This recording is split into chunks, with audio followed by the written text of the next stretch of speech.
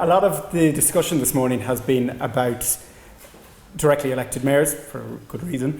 But in that discussion, there's been an assumption, one, that it is a good thing, and two, that type of mayoral governance that we might introduce has to be directly elected. We've already seen the question paraphrased about, we want to find out who do you ring if you want to call Dublin. And so we want to be able to identify somebody who runs a place. It makes some sense. And directly elected mayors certainly give us that. The direct bit in directly elected mayors is also a bit of a yay word as opposed to a boo word. It's seen as unarguably a good thing because it gives people a direct say in who runs the city. And so Colin this morning kind of spoke about who do you want to run the country. Somebody who's voted by 600,000 people or by 30 people in a smoke-filled room. But we also do see that direct link tends to do odd things. And so Colin also mentioned referendums, which are examples of direct democracy. And he wasn't quite so approving of those because he said that extraneous issues come in, such as our emotional attachment to things like the Blitz and various things that Birmingham people in Birmingham might find is important.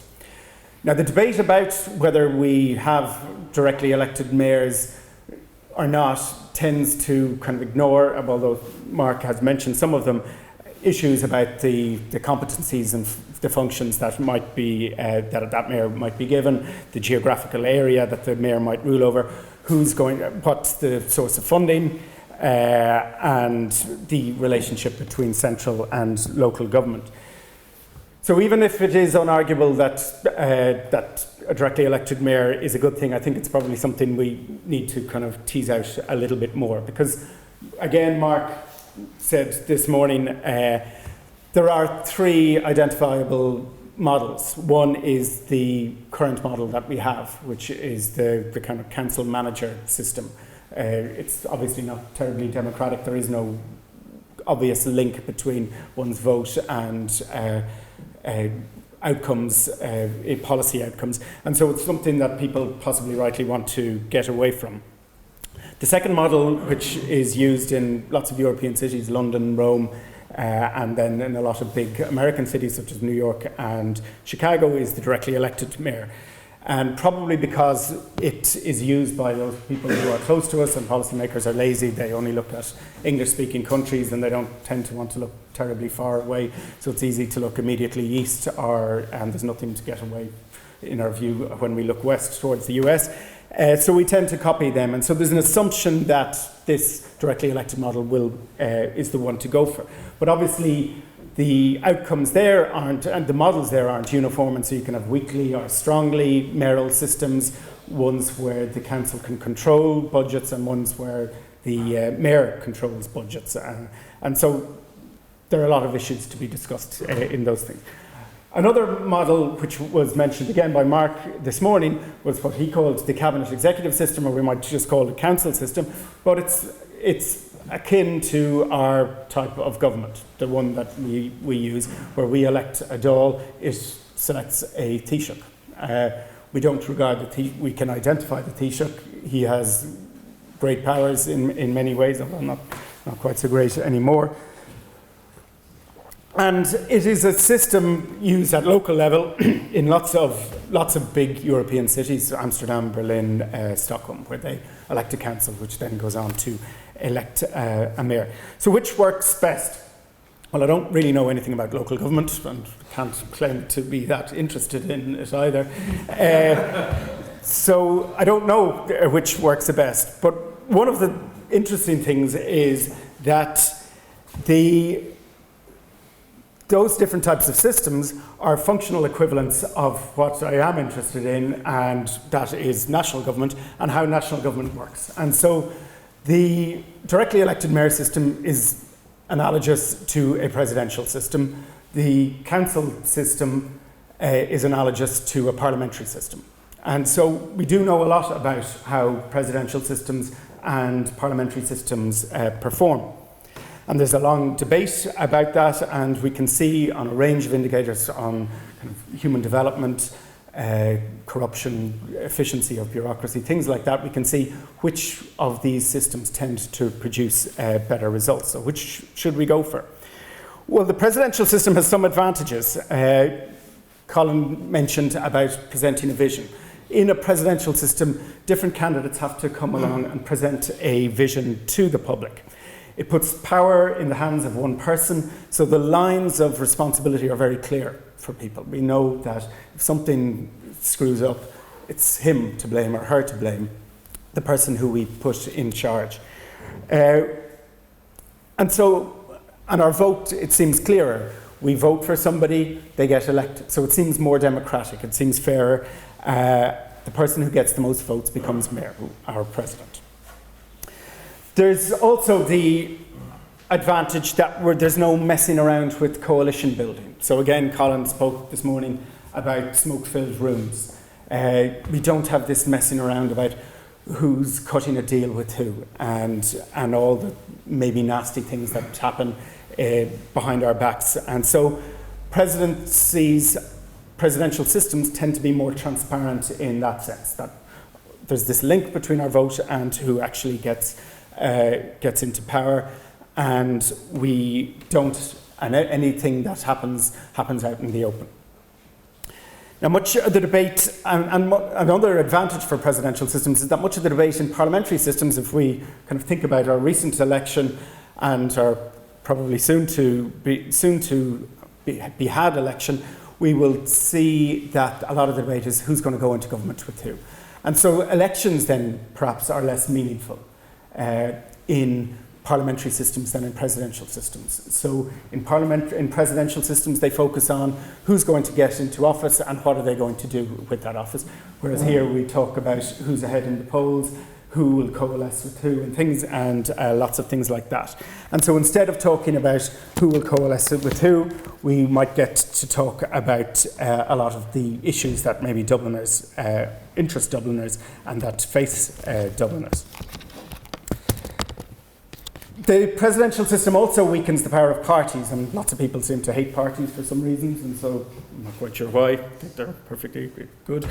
But if we are in a time where parties are unpopular, a directly elected system and presidential system does weaken the power parties have, control parties have over candidates and over the people that we elect. And so again, there isn't this interfering role of parties which interferes with the link between the voter and the candidate, the person we pick. And so we will find somebody who's responsive, be able to deal with these problems, the housing crisis. Imagine we could have a mayor who's directly elected and can kind of deal with these things, don't have to worry about lots of different councillors worrying about whether the 22 houses that'll go into that field and all the people around it object. You won't have to deal with that problem. You might not have to deal with the evil Department of the Environment who you hate and stick pins into the doll of most nights, I think. And so we can see that there are lots of advantages to this directly elected system. But the parliamentary system also has a few advantages. One is a pretty weak argument. It's to do with political culture. In Ireland, we're used to using the parliamentary system, and because we're used to it, we probably know how to use it, whereas we're not used to using a presidential system. And when we adopt new systems, nasty surprises sometimes happen. And so we might want to be cautious or conservative or careful when adopting new systems. As I said, it's not a terribly strong argument it's a reasonably conservative, small c conservative argument. A stronger argument in favour of parliamentarism is, and so the indirectly elected mayor, is the way in which it divides power. Parliamentarism divides power. Politics is probably meant to do at least two things. One is it's meant to solve collective action problems. That's problems where we're collectively made better off if we're guided to behave in a certain way than if we were left to just act individually. Now, the classic example of this is fishing.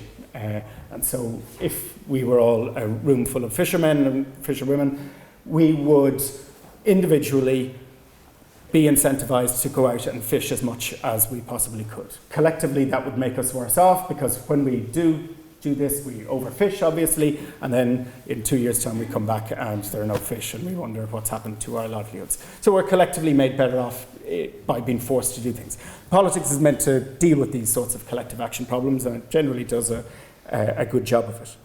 And so when we, as collective group of fishermen, meet, we are in some ways in conflict.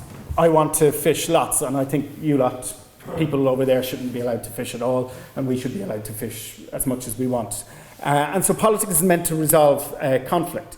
And in parliamentary systems, the mechanism for resolving conflict is negotiation, where you see parties representing different interests, so people representing the fishermen from one side of the river and representing fishermen maybe from the other side of the river or sea, have to strike a deal, build consensus, negotiate.